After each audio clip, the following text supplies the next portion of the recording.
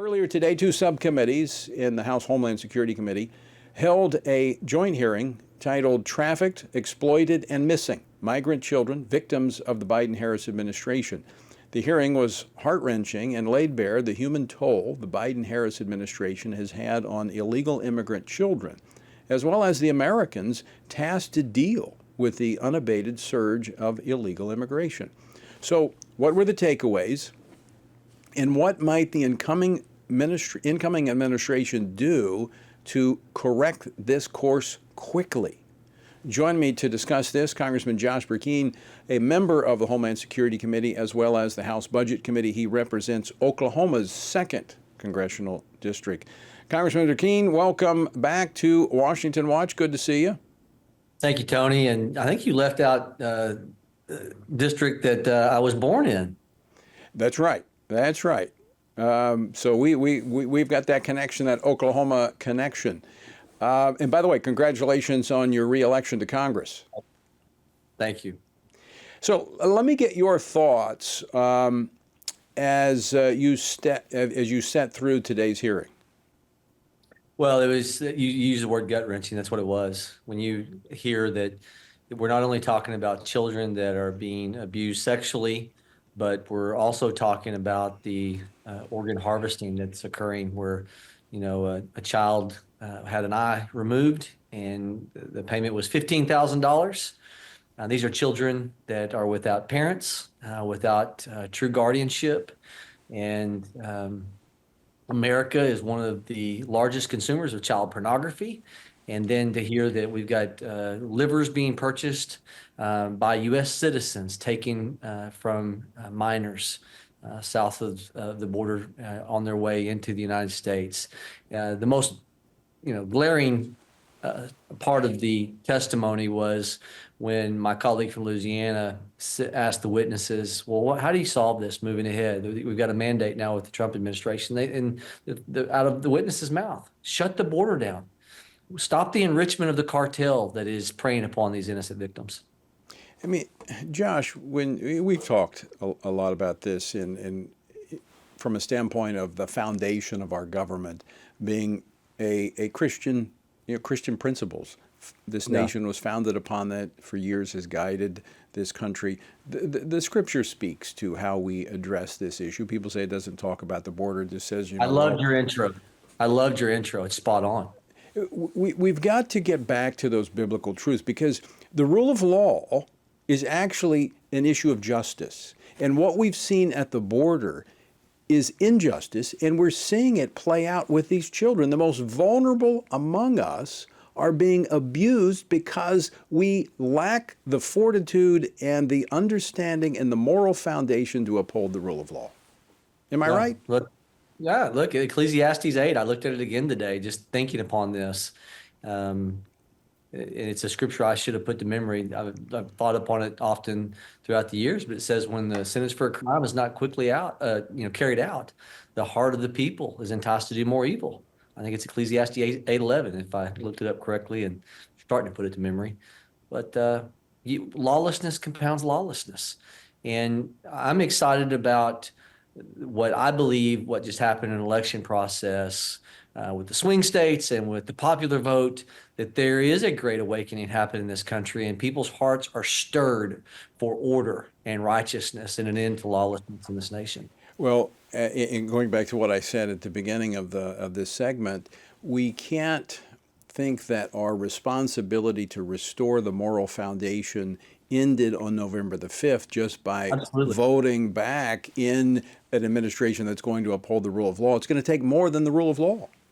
Hey, look, I've got a great senior pastor of my church, Dwayne Sheriff, and on Sunday he talked about that, absolutely, that politics is downstream of the culture that the church for years in America was the leading influencer of. And as the pulpits have stopped, flaming with righteousness, So people have begun to not know what was up and down and left and right. And where we begin to, as Isaiah talks about, substitute good for evil, evil for good, bitter for sweet, sweet for bitter, light for dark. And so when the pulpits, when we don't have hirelings in the pulpit anymore, people are more concerned about their tithe coming in, and they're more concerned about being, as I think it's Ezekiel 33 talks about, being a shepherd that is not shearing the sheep, but is really a watchman on the wall. I know you guys have an entire program devoted to that. That comes from Ezekiel 3 and Ezekiel 33, if my memory serves me, that you are truly watchmen on the wall. Then, as I think Ezekiel 34 talks about, then these pastors resume the right standing to shepherd the people. And as a result, the people can really see clearly. I think there's also a scripture in Proverbs that talks about don't remove the ancient boundary which was set there by your fathers. Right. That's an older agrarian, agricultural thing for those of us that grew up in the ranching or farming industry.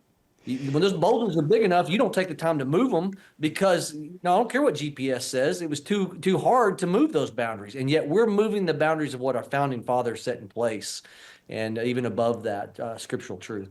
But what you saw today, Josh, shows, I mean, I wish more Americans could see the result of the failure to adhere to the law, to uphold the rule of law. And we've been told, and I know we don't believe it, but many Americans do, for the last 4 years, that we're trying to be compassionate. This is the compassion approach. Let people to come in. They're wanting to escape, chaos in their own countries and so on and so forth. We've pushed them right into the arms of despair, destruction, through the cartels and children. I mean, think about this. The most vulnerable among us now being trafficked as a result of this policy. Look, the witnesses today, one of them who is a leading expert on human trafficking said what I think it was their testimony, but they were, in agreement when someone said, we are pushing them into the hands of criminals and pedophiles.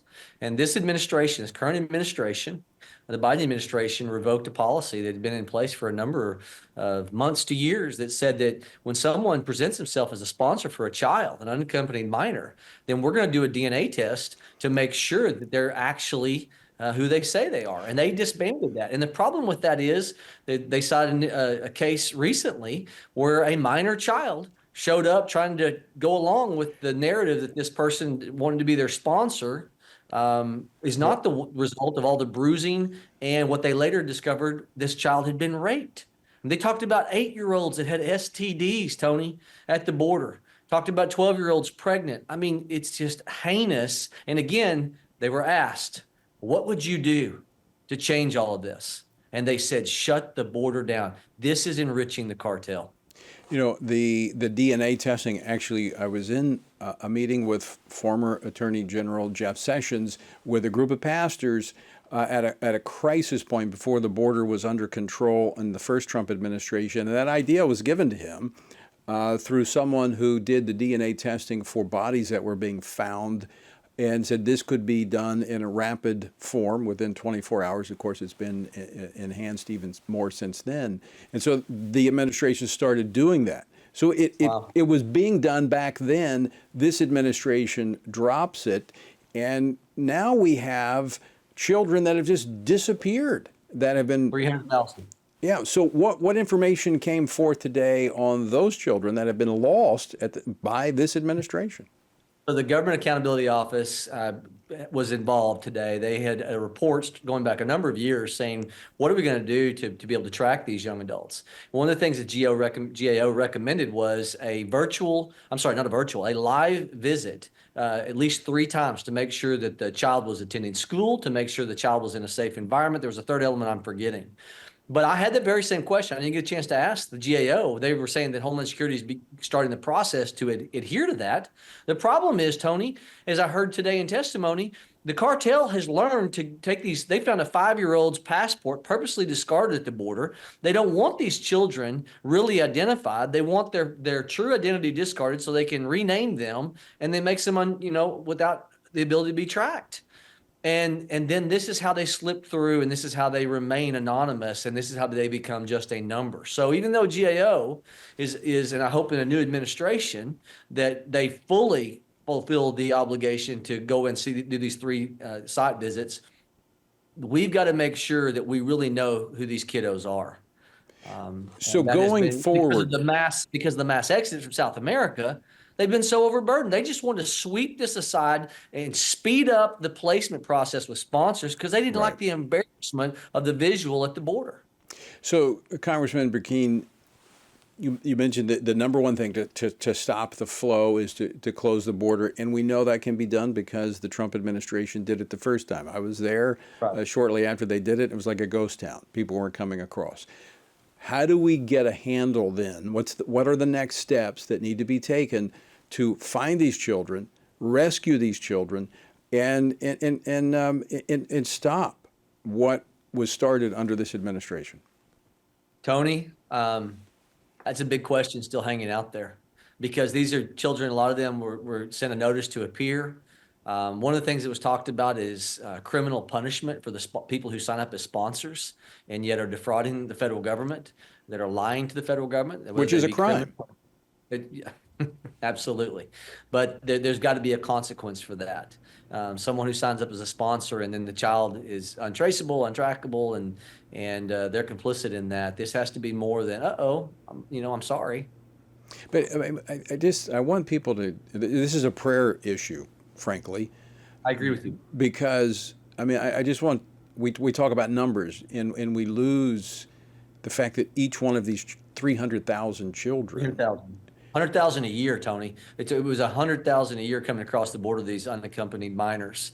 And so, we don't really, statistics, right? Someone say 98% of all statistics are made up on the spot. Now think about that. And I think that's probably, if tongue in cheek, that's kind of what I think, maybe even that 300,000, that's sad. Even if it's 3 dozen, these are each children that have a future that is, think about it, with what they have gone through, what they are presently going through. And who would want their child going through that? Really sad. This is, and America bears responsibility for this. I know it was the Biden-Harris administration, but we're all a part of this. And we've got to fix it. And we've got to make sure it doesn't happen again. Well, there was a document, there was a communication sharing, even up until this administration, where Health and Human Services, in coordination with Homeland Security and the apparatus of placement, ICE, et cetera, they were communicating. That longstanding agreement, I think it goes back into '94, was discarded. So there's lots of information sharing that's not been taking place. It's just really astounding. There's so much. You hate to just question people's motives. That's between them and God. But other than for power and control and what it means for census and long-term becoming U.S. citizens to gain access to the vote, you got to wonder what's really been going on. They know it, and they know this. This is not hidden. This information has been coming forth for a number of years now. They would sacrifice these children in order to gain political power through the manipulation of the census. And of course, they're aborting them. They want to abort them. That was their number one policy for the Democratic Party. So I guess trafficking kids to them is really no different. Yeah, as it came up in this committee, someone said, look, if the sexual assault and the sexual abuse that we know is taking place, some in the room among the Democrats were questioning the truthfulness of this organ harvesting, and the witnesses came back and said, absolutely, it's happening. If you can't think that people that are heinous enough to be okay with sexually abusing kiddos might not also want to profit off of organs. Wow. You're not understanding the reality of evil and it compounding upon evil.